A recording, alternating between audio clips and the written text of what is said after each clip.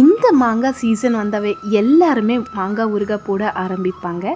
நம்ம இன்ஸ்டண்ட்டாக மாங்காய் தொக்கு ஊறுகாய் பண்ணலாமா? அதுக்கு நான் 2 மாங்காய் எடுத்துக்கினேன். நல்லா கழுவிட்டு தொடச்சி எடுத்துக்கலாம். அதுக்கப்புறமா இந்த மாதிரி சின்ன சின்ன பீஸாக கட் பண்ணிவிட்டு மிக்ஸி ஜாரில் சேர்த்து இந்த மாதிரி குறைவாக அரைச்சிக்கணும். அப்போ தான் மாங்காய் தொக்கு நல்லாயிருக்கும். அது இருக்கட்டும். இப்போ ஒரு கடாயில் 1 ஸ்பூன் அளவுக்கு வெந்தயம், 2 ஸ்பூன் அளவுக்கு கடுகு, இது 2 நல்லா வறுத்துட்டு ஆறின உடனே மிக்ஸி ஜாரில் சேர்த்து அரைச்சிக்கலாம். இப்போ இன்னொரு பேனில் ஒரு 150 கிராம் கடலெண்ணெய், ஒரு 2 ஸ்பூன் அளவுக்கு கடுகு, 1 ஸ்பூன் அளவுக்கு ஜீரகம், ஒரு 10 பல்லு பூண்டு, 6 வரமிளகாய், கொஞ்சமாக கருவேப்பிலை, கொஞ்சமாக பெருங்காய பொடி. இப்போ ஸ்டவ் ஆஃப் பண்ணிட்டு இந்த எண்ணெய் நல்லா ஆறணும். பாருங்க நல்லா ஆறி இருக்கு. இப்போ மிக்ஸி ஜாரில் அரைச்சி வச்ச மாங்காய் தொக்கு சேர்த்துட்டு ஒரு 1/4 கப் அளவுக்கு தனி மிளகாய் தூள் சேர்த்துக்கலாம். 3 ஸ்பூன் அளவுக்கு உப்பு, 1/4 டேபிள் ஸ்பூன் அளவுக்கு மஞ்சள் தூள். இப்போ மிக்ஸி ஜாரில் அரைச்சி வச்ச கடுகு, வெந்தயம் பொடி சேர்த்து நல்லா கலந்து விட்டுக்கலாம். இந்த மாங்காய் தொக்குவை நீங்க வெளியே ஸ்டோர் பண்ற மாதிரி வச்சிருந்தீங்கன்னா 1 மாசம்ல இருந்து 2 மாசம் வரையும் நல்லா இருக்குங்க. அதுவே நீங்க ஃப்ரிட்ஜில் வச்சு சாப்பிட்டா 6 மாசம் வரையும் நல்லா